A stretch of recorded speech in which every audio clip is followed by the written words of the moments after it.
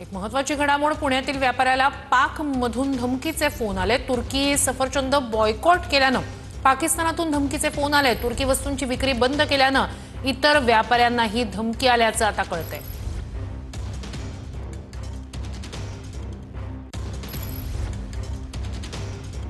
तर पाकिस्तानला पाठिंबा देणाऱ्या तुर्कस्तानची सफरचंद बॉयकॉट केल्यानंतर आता पुण्यातल्या व्यापाऱ्याला धमकी बॉयकॉट केलेला आहे। खरं तर तुर्कस्ताननी पाकिस्तानला मदत केली, त्यानंतर आता त्या ठिकाणावरून जे पुण्यात सफरचंद येतात त्या सफरचंदांवर पुण्यातील व्यापारी जे आहेत त्यांनी बहिष्कार घातलेला आहे। हे आपण जे सफरचंद पाहतोय ते तुर्कीचे सफरचंद आहेत आणि इथल्या व्यापाऱ्यांनी आता हे सफरचंद नको असं त्यांनी सांगितलेलं आहे, बहिष्कार घातलेला आहे। मात्र हा बहिष्कार घातल्यानंतर इथल्या व्यापाऱ्यांना पाकिस्तानमधून धमकीचे फोन येत असल्याचं आता समोर आलेलं आहे।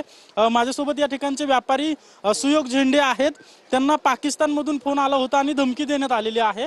कधी तुम्हाला फोन आला आणि काय धमकी देण्यात आली? 9:13 पासून 9:14 त्यांचे कॉल आलेले आहेत। हां, काय नक्की कोण आहे ते?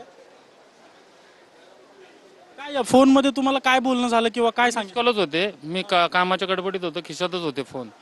नंतर त्यांनी व्हॉइस रेकॉर्डिंग पाठवलं आणि म्हणले तुम्ही काही पाकिस्तानचं काय करू शकत नाही, टर्कीचं काय करू शकत नाही, आमच्या मागं खूप मोठी यंत्रणा आहे, काय असं एवढं बोलला तो। नंतर मी पण म्हणजे थोडं मराठा स्टाईलने त्यांच्याशी बोललो। हां, मग काय नाही, त्यांनी कट केलं। धमकी दिली म्हणजे नेमकं काय म्हणले ते? तेच म्हणले तुम्ही काही करू शकत नाही, हे नाही ते नाही, तुम्हाला म्हणजे इंडिया काय करू शकत नाही किंवा काय नाही, टर्कीचं काय करू शकत नाही असं ते म्हणले।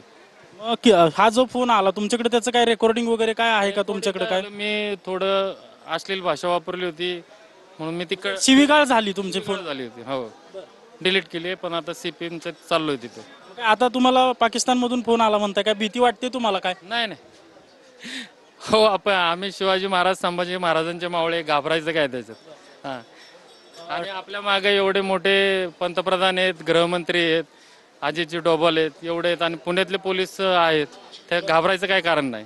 किती तुम्ही टर्कीवरून जे सफरचंद यायचे किती घ्यायचा तुम्ही, किती विकले जायचे, काय नक्की धंदा कसा होता तो टर्कीचा? टर्कीचा धंदा चांगला होता।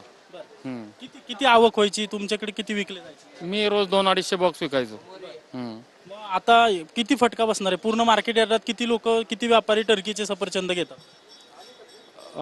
10-15 जण घेतात मार्केटमध्ये। आता तुम्ही सगळ्यांनी ठरवलं आम्ही टर्कीचे सफरचंद घेणार नाही? हां, सगळ्यांनी ठरवलं आता। हां, आणि आता हा ट्रेंड अख्ख्या भारतभर पसरला, पुण्यापासून सुरुवात झाली, भारतभर पसरलेला आहे। तर माझं तुमच्याकडनं एवढंच सांगणं आहे की ह्याच्या